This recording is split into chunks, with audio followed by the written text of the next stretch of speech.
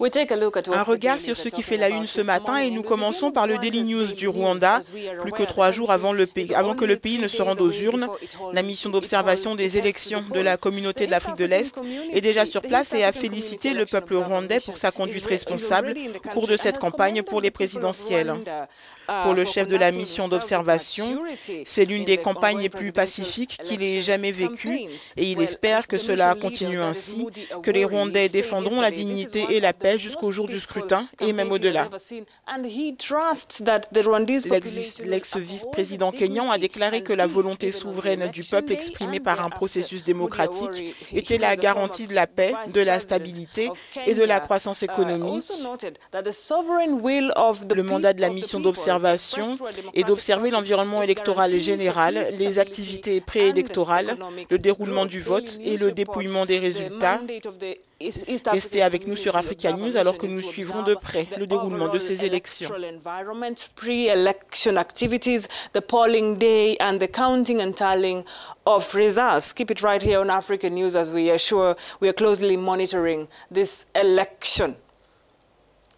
CAJ News Africa relate le rapatriement massif de réfugiés. Le gouvernement angolais envisage de rapatrier plus de 30 000 réfugiés de la République démocratique du Congo.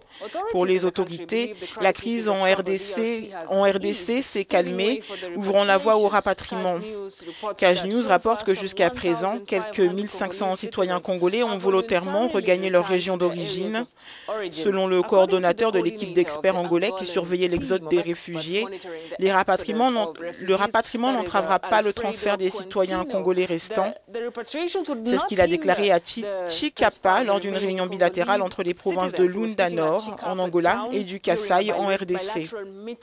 Le gouverneur de Lunda Nord et son homologue congolais étaient également présents lors de cette réunion.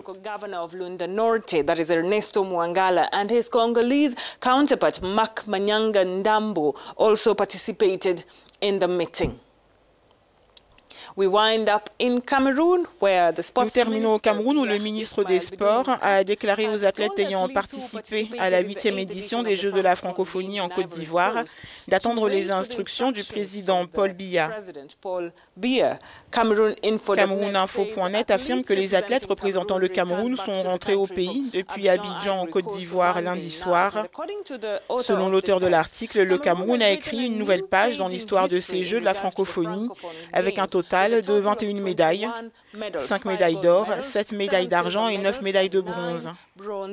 Avant l'édition de la Côte d'Ivoire, le record du Cameroun aux Jeux de la francophonie était celui réalisé à Nice, en France, il y a 4 ans.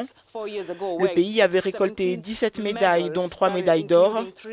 Il est donc monté en puissance en battant son propre record. L'équipe camerounaise comptait 89 compétiteurs dans les catégories de l'athlétisme, du tennis de table, du basketball féminin, du football masculin, de la lutte et du judo, entre autres disciplines.